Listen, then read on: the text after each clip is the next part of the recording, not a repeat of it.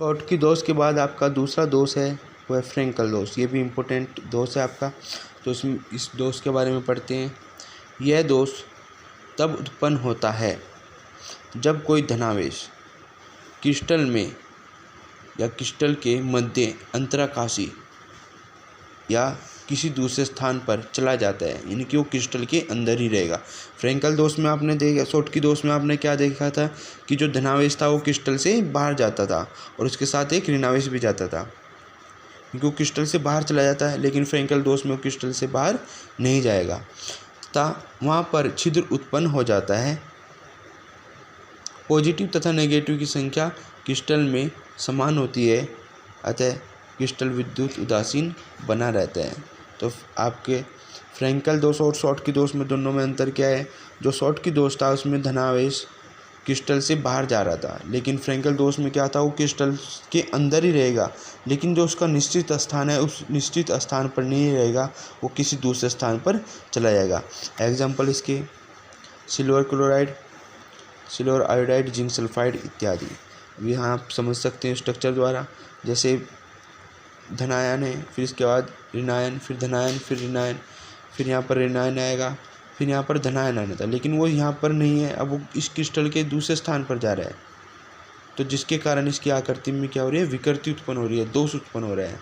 तो इस प्रकार के दोष को आप क्या कहेंगे, फ्रेंकल दोष। दोनों दोष में ये अंतर है कि शॉर्टकी दोष में जो धनावेश है वो उस क्रिस्टल से बाहर चला जाता था, लेकिन फ्रेंकल दोष में वो क्रिस्टल के अंदर ही रहेगा। इस प्रकार आपका ये फ्रेंकल दोष यानी कि ये आपका शॉर्टकी दोष कंप्लीट होता है। दूसरा दोष आपका है नॉन स्टोक्योमिति दोष। नॉन स्टोक्योमिति दोष क्रिस्टल में या तो पॉजिटिव या नेगेटिव धनावेश या ऋणावेश की अधिकता के कारण होता है। यदि धनावेश की अधिकता होती है तो यह अतिरिक्त इलेक्ट्रॉन द्वारा संतुलित हो जाती है। देखिए, आपकी पॉजिटिव की संख्या अधिक होगी, धनावेश की संख्या अधिक होगी, तो हमें तो संपूर्ण क्रिस्टल को उदासीन करना है। तो उसको उदासीन करने के लिए जितने धनावेश है उतने ही ऋणावेश करने होंगे, तो हम उसमें बाहर से क्या मिलाएंगे, उसमें इलेक्ट्रॉन मिलाएंगे, अतिरिक्त इलेक्ट्रॉन मिलाएंगे। और यदि नेगेटिव की अधिकता होती है तो यह अतिरिक्त पॉजिटिव के द्वारा यानी कि धनावेश के द्वारा उदासीन हो जाता है। अतः क्रिस्टल संरचना अनियमित हो जाती है, जिससे दोष उत्पन्न होता है, उसे नॉन स्टोक्योमिति दोष कहते हैं। यह भी दो प्रकार का होता है, धातु अधिकता दोष और दूसरा है धातु न्यूनतम दोष।